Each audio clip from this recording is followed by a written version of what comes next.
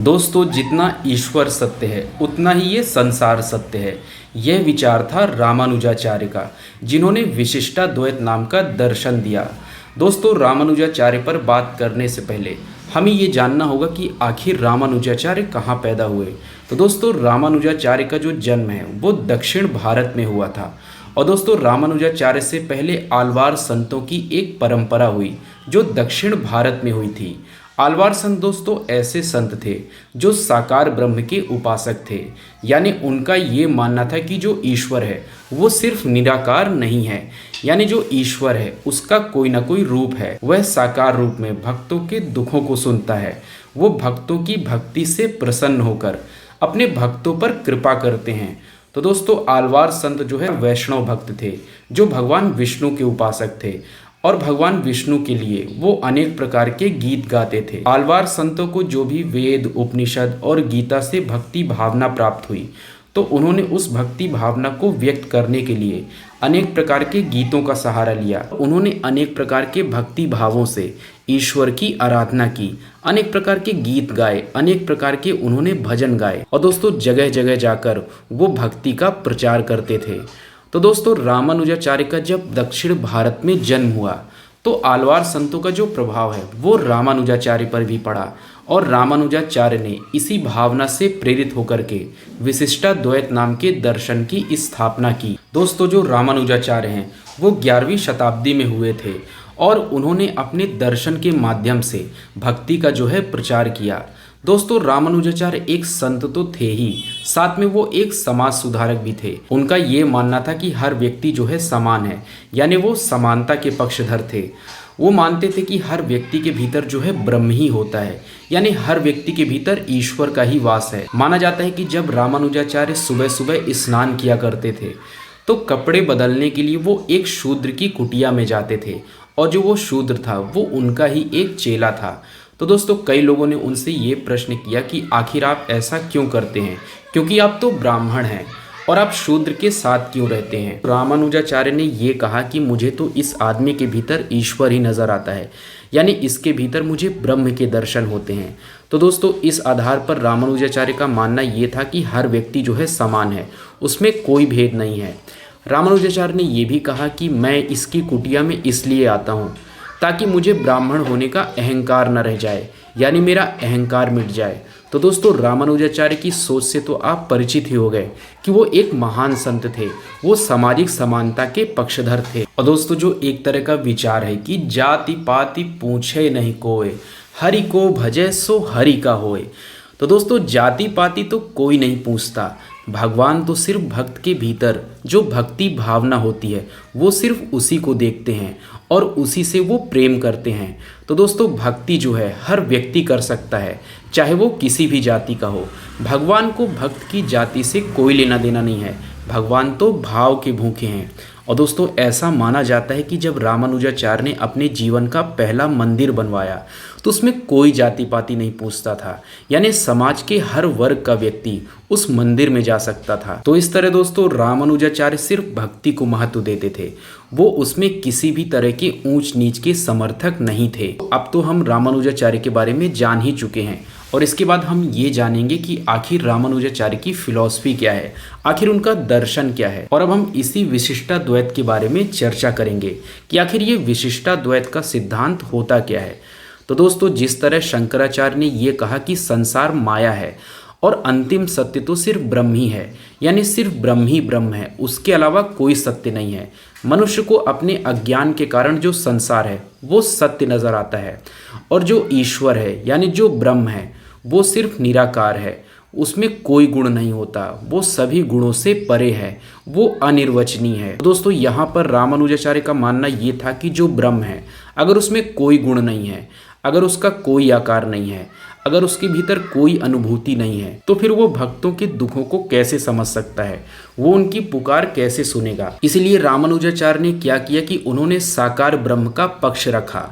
उन्होंने कहा कि जो ब्रह्म है यानी जो ईश्वर है वो साकार है, वो साकार रूप में धरती में आते हैं, वो साकार विष्णु के रूप में इस संसार का पालन करते हैं, ईश्वर के रूप में वही संसार का निर्माण करते हैं और भक्तों की पुकार को सुनते हैं, वो उनके दुखों को दूर करते हैं और समय समय पर इस धरती में अवतार लेकर के आते हैं। इसलिए अगर ईश्वर को अपने भक्त के दुखों को सुनना है, उसको महसूस करना है, अगर उस पर कृपा करनी है और भक्त को अपने ईश्वर की अगर भक्ति करनी है, तो ब्रह्म में यानी ईश्वर में कोई ना कोई गुण तो होना ही चाहिए, उसका कोई ना कोई आकार तो होना ही चाहिए।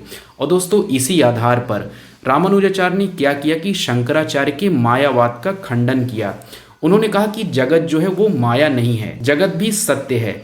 अगर ब्रह्म सत्य है तो जगत भी सत्य है। शंकराचार्य ये मानते थे कि ब्रह्म में जो है कोई भेद नहीं है, अंतिम सत्ता जो है ब्रह्म की ही है। लेकिन रामानुजाचार्य का मानना ये था कि ब्रह्म में जो है भेद हैं। रामानुजाचार्य ने ये कहा कि भेद जो है 3 प्रकार के होते हैं, जिसमें पहला भेद है सजातीय भेद। जैसे दोस्तों अगर आप घोड़ों को देखेंगे तो कोई घोड़ा सफ़ेद होता है, कोई घोड़ा काला होता है, कोई घोड़ा छोटा होता है, कोई घोड़ा बड़ा होता है। तो घोड़ों की ही जाति में उनके बीच भेद होते हैं। लेकिन ब्रह्म के संबंध में रामानुजाचार्य ने ये कहा कि ब्रह्म के समान तो दूसरा कोई हो ही नहीं सकता, इसलिए सजातीय भेद नहीं हो सकता। और दूसरा उन्होंने विजातीय भेद की बात की। विजातीय भेद का मतलब ये होता है दोस्तों कि जैसे कुत्ता है और मनुष्य है, तो उसके बीच जो है जातियों का अंतर है, उसके बीच अपनी योनि को लेकर अंतर है। तो दोस्तों अगर ब्रह्म के संबंध में देखा जाए, ब्रह्म के अलावा कोई दूसरा भी नहीं है। तो दोस्तों ब्रह्म के अलावा कोई दूसरा नहीं है। इस आधार पर रामानुजाचार्य ने ये कहा कि विजातीय भेद भी नहीं हो सकता। और दोस्तों तीसरा भेद बचता है स्वगत भेद। तो रामानुजाचार्य ने ये कहा कि जो ब्रह्म है यानी जो ईश्वर है, उसके भीतर जो है स्वगत भेद होता है। जैसे दोस्तों अगर आप अपने शरीर को देखेंगे तो आप में जो है कान होते हैं, हाथ होते हैं, पैर होते हैं। तो आपके शरीर के भीतर ही अनेक प्रकार के भेद होते हैं। तो उसी तरह रामानुजाचार्य ने ये कहा कि अगर ईश्वर है तो ईश्वर के भीतर ही अनेक प्रकार के भेद हैं। और इस आधार पर उन्होंने 3 चीज़ों की बात की। पहला ईश्वर, दूसरा आत्मन और तीसरा जड़ जगत।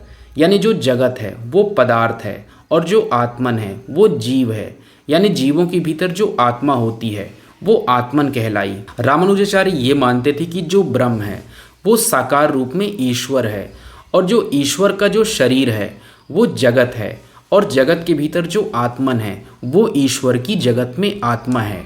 यानी ईश्वर के शरीर की जो आत्मा है वो आत्मन तत्व है। तो दोस्तों जो ब्रह्म है वही साकार रूप में ईश्वर है और उसके 2 भेद हो गए, एक चेतन तत्व और एक जड़ तत्व।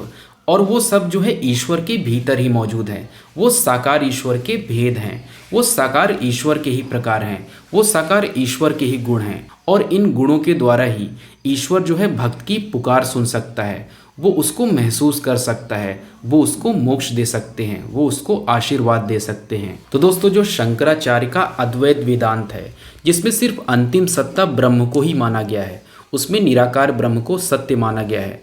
तो रामानुजाचार्य ने क्या किया कि उस अद्वैत वेदांत की कमियों को दूर किया और उसमें ब्रह्म के गुणों को शामिल किया, ब्रह्म के भेदों को शामिल किया। उन्होंने निराकार ब्रह्म को साकार ईश्वर बना दिया। और दोस्तों इस तरह ब्रह्म की अनेक प्रकार की विशेषताएं हो गई, उसके अनेक प्रकार के गुण हो गए, उसकी अनेक तरह की विशिष्टता हो गई। इस तरह दोस्तों अद्वैत वेदांत में रामानुजाचार्य ने ब्रह्म की विशेषताओं को शामिल करके उसको विशिष्टाद्वैत का सिद्धांत बना दिया और दुनिया को एक नई फिलॉसफी मिल गई। सबसे बड़ी बात तो ये है दोस्तों कि रामानुजाचार्य ने शंकराचार्य के मायावाद का खंडन किया है। उनका ये कहना है कि जो संसार है वो माया नहीं है। अगर ईश्वर सत्य है तो संसार भी सत्य है, क्योंकि ईश्वर की रचना ही संसार है। तो अगर ईश्वर सत्य है तो संसार भी सत्य होना चाहिए। तो जो जगत है वो माया नहीं है, वो तो ईश्वर की लीला है। ईश्वर जो है संसार की रचना करते हैं, वो संसार का पालन पोषण करते हैं, वो कर्मों के आधार पर भक्तों को सुख और दुख प्रदान करते हैं। और जब भक्त जो है ईश्वर का ध्यान करके अपने सभी कार्यों को करते हैं, जो भी मनुष्य को कार्य दिए गए हैं, अगर वो भगवान की इच्छा समझकर उसका ईमानदारी से पालन करते हैं तो वो भगवान का ही कार्य करते हैं, वो भगवान की ही भक्ति करते हैं। और दोस्तों जो भी अपने कर्तव्यों का बेहतर तरीके से पालन करता है, जो उचित आचरण करता है और संसार में रहते हुए ईश्वर की भक्ति करते हुए जो अपने कर्तव्यों का पालन करता है, तो ऐसे भक्त को ईश्वर मुक्त कर देते हैं, वो उसको कृपा प्रदान करते हैं। और दोस्तों रामानुजाचार्य का मानना यह है कि व्यक्ति को संसार के भीतर रहते हुए कल्याणकारी कार्य करने चाहिए, उसको अच्छे मार्ग में चलना चाहिए। यही ईश्वर की वास्तविक भक्ति है। रामानुजाचार्य का मानना यह है कि व्यक्ति अपने गुणों के अनुसार अपने कर्मों का पालन करे, और उनका मानना यह है कि जो भक्ति है वो कल्याण का मार्ग है। भक्ति से ही ईश्वर की कृपा प्राप्त की जा सकती है, और ईश्वर जो है समय समय पर धरती में अवतार लेते हैं। वो भक्तों पर कृपा करते हैं, वो उनको मोक्ष प्रदान करते हैं।